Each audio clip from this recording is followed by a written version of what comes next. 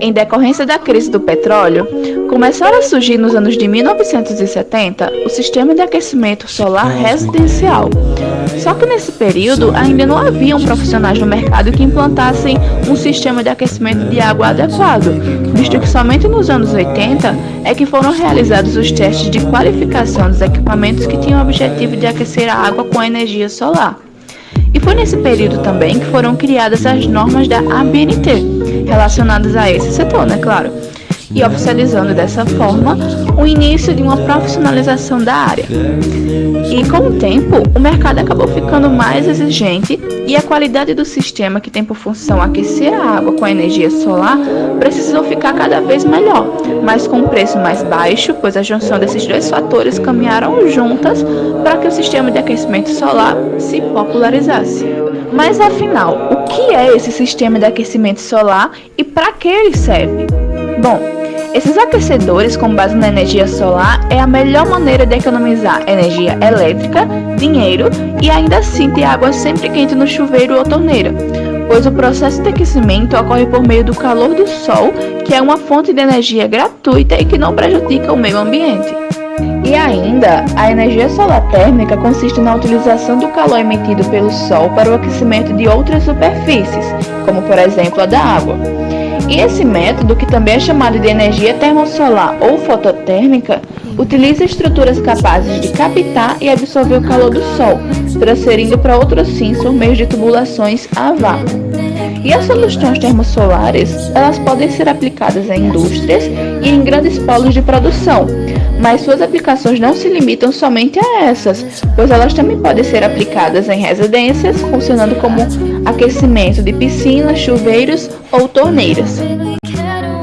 O sistema solar de energia térmica é composto por um ou mais painéis solares, que têm a função de transformar a radiação solar que incide neles em radiação térmica, um acumulador solar, ou reservatório térmico, que é um depósito onde fica reservada água quente até que ela seja necessária para o uso, sendo que o tamanho desse reservatório é definido de acordo com a necessidade da residência.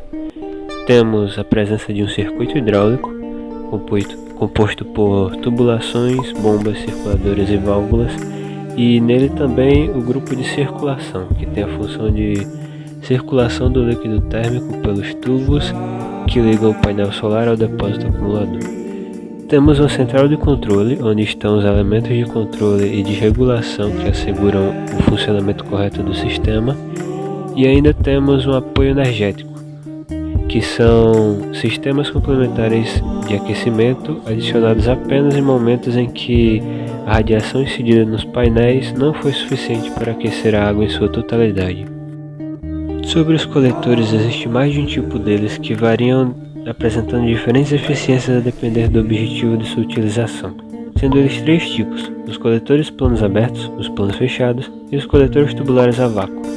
Os coletores planos fechados são compostos por uma caixa externa que possui a função de suportar os demais componentes, geralmente feita de alumínio, o isolante térmico, que tem o objetivo de minimizar as perdas de calor para o meio, sendo normalmente feito de lã de vidro e ou rocha ou espuma de poliuretano.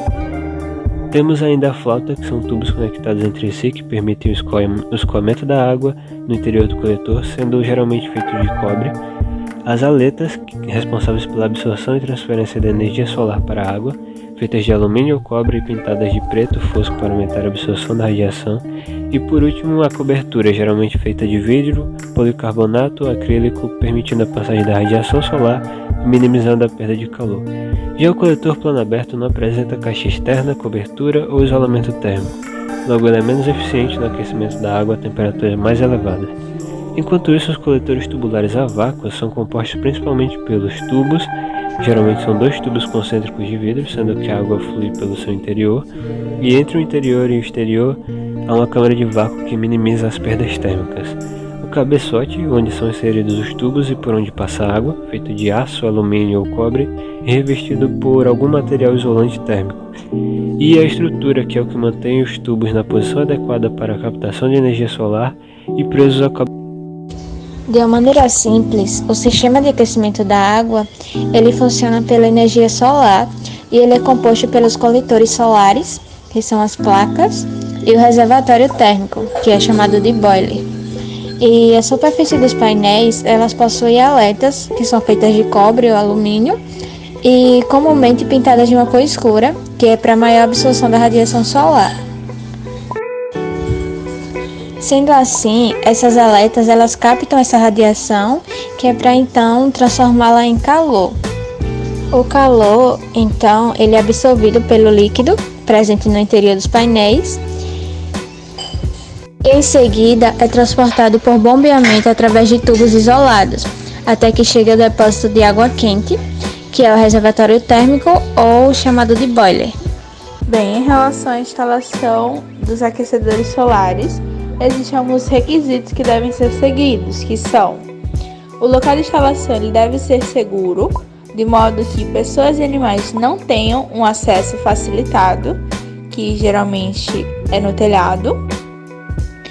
Não se deve instalar os painéis em locais com sombreamento total ou parcial. E também os painéis eles devem ser instalados o mais próximo possível do local de consumo.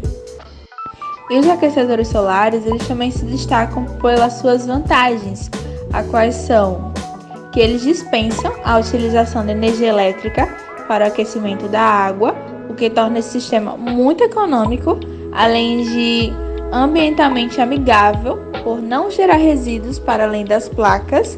E também os aquecedores solares, eles causam poucos impactos ambientais mínimos e reduz a pegada de carbono dos consumidores, que estarão minimizando suas emissões ao optar por uma forma de obtenção de água quente a partir da redução do consumo de energia elétrica.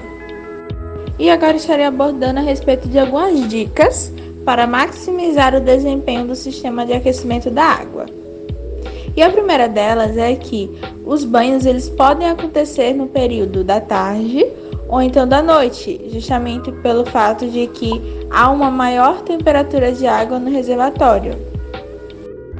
E além disso, os vidros dos coletores eles devem ser lavados cerca de 2 vezes ao ano, e a água de todo o sistema ela deve ser drenada pelo menos uma vez por ano, para que sejam eliminadas as impurezas que ficaram acumuladas na tubulação. Um fato muito importante que vale destacar é que ninguém vive sem energia. Porém, entretanto, todavia, hoje já é possível se cooperar com o meio ambiente por meio do uso de fontes de energias limpas, como a energia solar e também a dos ventos.